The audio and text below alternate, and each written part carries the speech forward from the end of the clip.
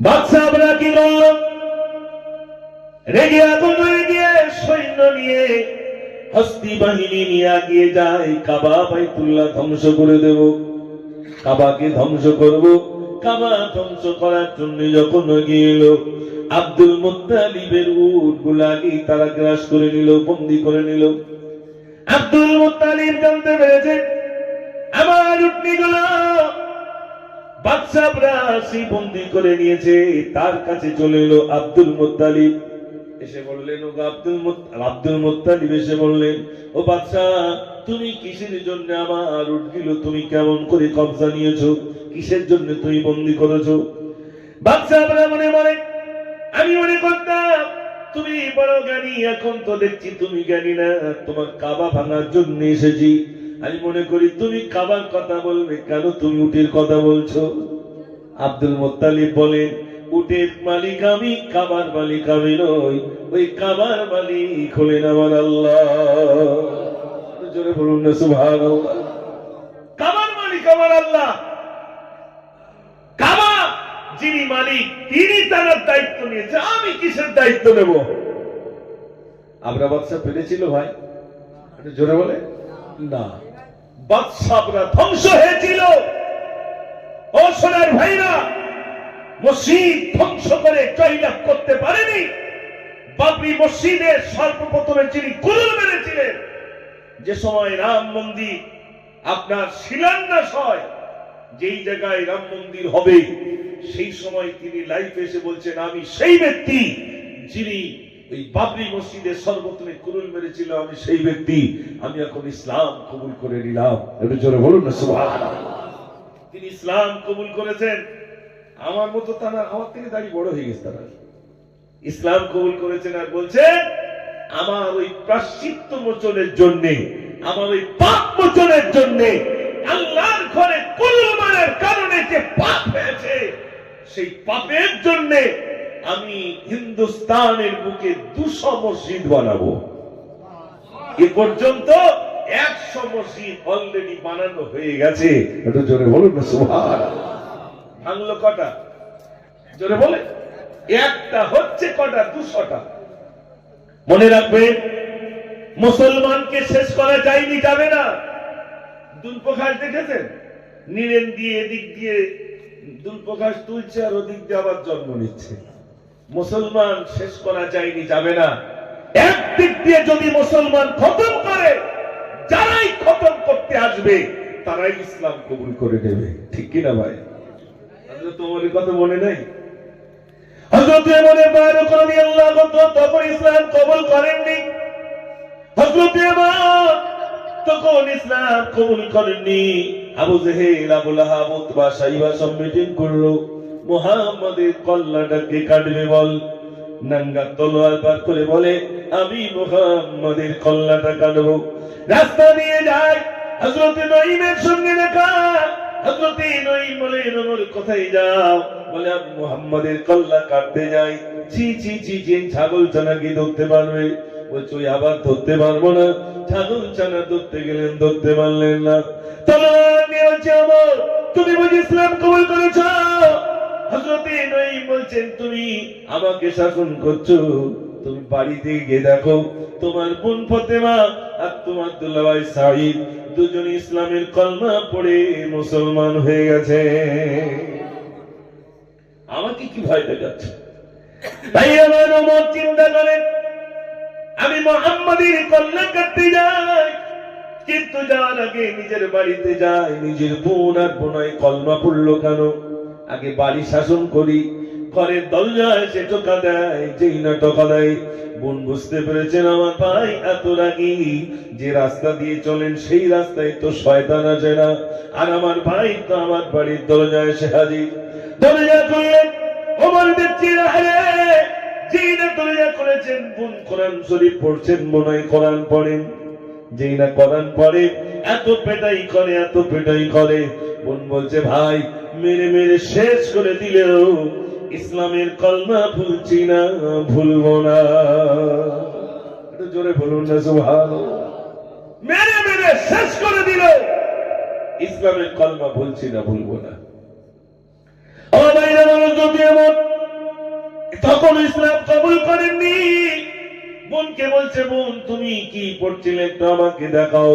বোন বলছে আগে গোসল করা লাগবে, তারপরে পবিত্রতা অর্জন করার পরে কোরআনুল মাজিদের আয়াতে কারিমা দেখা লাগবে।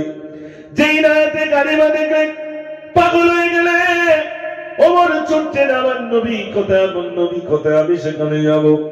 100 উট দেবে বলে, 100 উট উপঢৌকন পাবে বলে ভাইরা আবার ওমর যাচ্ছিলেন আমার নবীর কল্লা কাটার জন্য। জিনা সামনে এসেছে, কোরআনুল মাজিদ দেখে পাগল হয়ে গেলেন।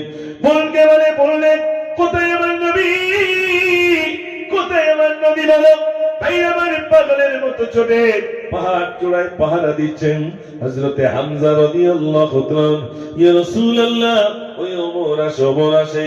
ওমর যদি আপনার সঙ্গে সদ্ব্যবহার করে আমি হামজা ছেড়ে দেব, আর যদি অসৎ ব্যবহার করে আমি হামজা ওমরের কল্লা কেটে দেব।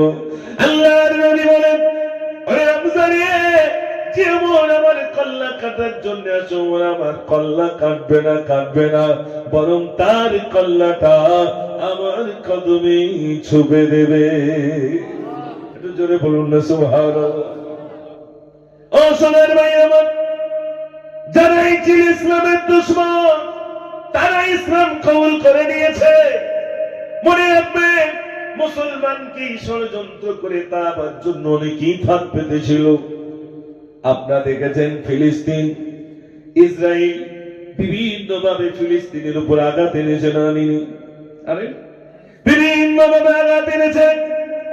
বাইতুল মুকাদ্দাস জেরুজালেমকে তারা দখল করার জন্য চেষ্টা করেছে। ওই বাইতুল মুকাদ্দাস যেটাই ছিল হলো প্রথম কাবা, মানুষ বাইতুল মুকাদ্দাসের দিকে, ওই জেরুজালেম বাইতুল মুকাদ্দাসের দিকে ফিরে নামাজ আদায় করতেন। আল্লাহর নবী সাল্লাল্লাহু আলাইহি ওয়াসাল্লাম মসজিদে কিবলাতেই যখন নামাজ আদায় করছেন, তখন মনের ভিতর উদয় হলো, আল্লাহ বাইতুল মুকাদ্দাসের দিকে ফিরে যদি নামাজ না পড়ে একটু কাবার দিকে ফিরে পড়তে পারতাম, এতটুকু মনের ভিতরে এসেছে। আল্লাহ রাব্বুল আলামিন সঙ্গে সঙ্গে আমার নবীকে কাবার দিকে ঘুরে যেতে বলেছেন। একটু জোরে বলুন না সুবহানাল্লাহ। ও ভাই আমার, আজ পর্যন্ত সারা বিশ্বের মানুষ এই কাবার দিকে ফিরে নামাজ পড়ে, কিন্তু জেরুজালেমে যে বাইতুল মুকাদ্দাস, ও সোনার ভাইরা, নবী সুলাইমান আলাইহিস সালাতু ওয়াস সালামকে আল্লাহ রাব্বুল আলামিন নবী সুলাইমান আলাইহিস সালাতু ওয়াস সালামকে আর তার সঙ্গে দিয়েছিলেন জিন জাতিরা, সঙ্গে নিয়ে বাইতুল মুকাদ্দাস তৈরি করা হয়েছিল। একটু জোরে বলুন না সুবহানাল্লাহ। নবী সুলাইমান আলাইহিস সালাতু ওয়াস সালাম ভাইরা আমার লাঠির উপরে ভর করেছে, আর জেনেরা রাজমিস্ত্রি সব কাজ বাজ করছে, বাইতুল মুকাদ্দাস তৈরি হয়। ভাইরা আবার দেখা গেল বাইতুল মুকাদ্দাস তৈরি হতে আরো 40 দিন বাকি।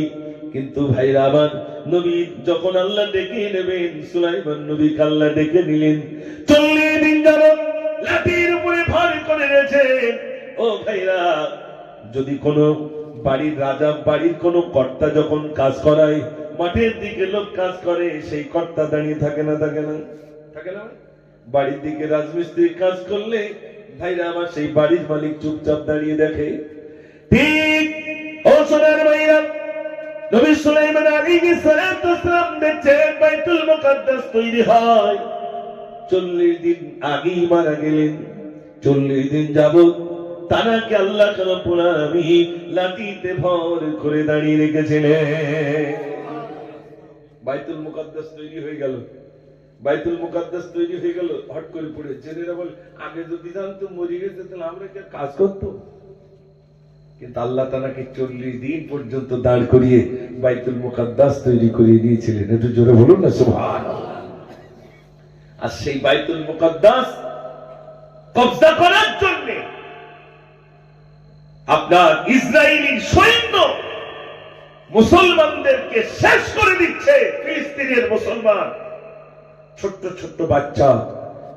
আমাদের আর কি ঘর বাড়ি ভাই, সেসব ঘর বাড়ি সব ভেঙে বোম মেরে ভেঙে চুরমার হয়ে গেছে। এমন কি শুধু বোমে কি ঘর ভেঙে যায়, শিশু সন্তান ইন্তেকাল হয়ে গেছে, বিবি চলে গেছে, কাঁদছে, তারপরে বলছে আল্লাহ আমার সন্তান চলে গেছে, আমার বিবি চলে গেছে, আত্মীয় স্বজন চলে গেছে, আল্লাহ ওই ফিলিস্তিনের বাইতুল মুকাদ্দাসকে রক্ষা করতে গিয়ে যদি আমার জীবনও চলে যায় তবু বাইতুল মুকাদ্দাসকে রক্ষা করব। জোরে বলুন না সুবহানাল্লাহ। আমরা কি সেগুলো দেখি না? চোখে কি দেখেনি? বিল্ডিং বালাখানা সব শেষ, কিন্তু আল্লাহর ঘর ছেড়ে যায়নি। আর সেই আমরা এখানে উপস্থিত হয়েছে আল্লাহর ঘর, তাই তো নাকি ভাই? এটাও তো আল্লাহর ঘর। আজ আমাদের এই আল্লাহর ঘরের প্রতি কতটা মহব্বত। আর জানেন এই ওয়াকফ সম্পদ যেটা বলছি, ওয়াকফ সম্পদ বলতে এই মসজিদের যিনি জমিন দিয়েছেন, জায়গা দিয়েছেন, আল্লাহ তো তার জন্য জান্নাতে উঁচু মাকাম, উঁচু ঘর আল্লাহ তৈরি করে রেখে দিয়েছেন। একটু জোরে বলুন না সুবহানাল্লাহ। আমরা তো সব নিজের ছেলের চিন্তা করেছি, আমার ছেলের কি হবে, আর মেয়ের কি হবে, আমার জামাইটা কাজ করে না, আমার চিন্তা করেছি, ছেলের চিন্তা, মেয়ের চিন্তা, এছাড়া আর দূরে যাচ্ছে না তো ভাই। এইটুকু চিন্তা, ছেলে আর মেয়ে। আর আমি তো বুড়ো হয়ে গেছি, বউটাও তো বুড়ো, তো মরে যাবে, ছেলে আর মেয়েটা, এই দুটো চিন্তায় পেরেশান। তাহলে আমরা করেছি ছেলের চিন্তা, মেয়ের চিন্তা। আর আমাদের পূর্বপুরুষদের তাদের চিন্তা ছিল কওমের চিন্তা, জাতির চিন্তা। যদি বলবেন না সুবহানাল্লাহ। আমাদের চিন্তা আমাদের ছেলে মেয়ে, আর তাদের চিন্তা ছিল মুসলমানের ছেলে মেয়ে। গরিব উকিল হতে পারবে না, ইঞ্জিনিয়ার হতে পারবে না, ব্যারিস্টার হতে পারবে না, আইনজীবী হতে পারবে না, টাকার অভাবে। তাই ওয়াকফ সম্পদগুলো দিয়ে দিয়েছেন। এই টাকার যে লিস্ট টাকা উঠবে, ওই স্টেট থেকে ওই টাকা নিয়ে মুসলমানের ছেলে হবে ডাক্তার, মুসলমানের মেয়ে হবে উকিল, মুসলমানের মেয়ে ছেলে তারা ইঞ্জিনিয়ার, ব্যারিস্টার হয়ে সমাজে মাথা উঁচু করে দাঁড়াবে। তাই তারা এই জমিনগুলো ওয়াকফ করে গিয়েছিলেন, আল্লাহর রাস্তে দান করে গিয়েছিলেন। একটু জোরে বলুন না সুবহানাল্লাহ। কষ্ট হচ্ছে নাকি ভাই আপনাদের? মাশাআল্লাহ। এই দানটা কি শুধু আজ থেকে না, বিশ্বনবী সাল্লাল্লাহু আলাইহি সাল্লাম তার সাহাবারা ইসলামের জন্য দান করে দিয়েছেন, মানে ওয়াকফ করে গেছেন। এখানে অনেক হাজী সাহেব আছেন, আপনারা জানবেন মদিনায় একটা খেজুর বাগান আছে। খেজুর বাগানটা হলো হযরত সালমান ফারসির খেজুর বাগান, তাই তো নাকি? ওই খেজুর বাগানটা আল্লাহর রাস্তে ইসলামের জন্য দান করে দিয়েছেন, মানে ওয়াকফ করে গেছেন। শুধু একটা খেজুর বাগানের কথা বলছি, কত আপনার সাহাবায়ে কেরাম আজমাইন নিজের জমিনগুলো ইসলামের জন্য দান করে দিয়েছেন। ইয়া রাসূলুল্লাহ, এ সব ইসলামের জন্য দিয়ে দিলাম। একটু জোরে বলুন না সুবহানাল্লাহ। আমাদের বহু পূর্বপুরুষ, কত মহিলা, কত পুরুষ মারা যাওয়ার পূর্বে ওসিয়াত করে গেছেন, বাবা আমার রেখে যাওয়া 10 বিঘে জমি মসজিদের নামে আমি দিয়ে দিলাম। এরা আছে না নাই? আমার রেখে যাওয়া আমার নামে যে সম্পদগুলো ছিল আমি আল্লাহর রাস্তে দান করে দিলাম, মানে ওটা ওয়াকফ করে গেলেন। এটা শুধু নিজের ছেলে আর নিজের মেয়ের জন্য নয়, বরং জাতির জন্য, কওমের জন্য এই পুরো জমিনগুলো দিয়ে গেছেন। ভাইরা আমার, সুদ দিচ্ছেন বলে আমার অসুবিধা হচ্ছে না তো? মুর্শিদাবাদ এক জলসায় গেছি, এরকম বক্তব্য রাখছি, তো সামনের থেকে একজন উঠে বলছে, তা হুজুর মিলাদ করবা কখন? 1 ঘন্টা তো হয়ে গেল। আপনার জানা আমার সেটা, এটা উত্তর 24 পরগনা। আলহামদুলিল্লাহ আমাদের উত্তর 24 পরগনায় আমাদের দিকে জলসা হয় ওই খুব জোর টেরিটরি 12:30, তাই তো নাকি? আর নামখানা কার দিকে যাবেন যদি কোনোদিন যান, সারা রাত হবে, সকালবেলা আর একটা আছে, জি ফজরের পরে আবার শুরু হবে। আর যে ওই ফজরের সময় থাকবে তার আজান দিতে হবে, নামাজ পড়াতে হবে। আর আমি ওই রকম আমার একটা টাইম হয়েছে একদম ওই ভোরের দিকে, আমার বলেছে আপনার নামাজও পড়াইতে হবে, আজানও দিতে হবে। গিয়ে দেখি 6টা লোক বসে দিয়েছে, আর লোক নেই। তাও 6টা খুঁটিতে হেলান দিয়ে, অবস্থা খুব খারাপ।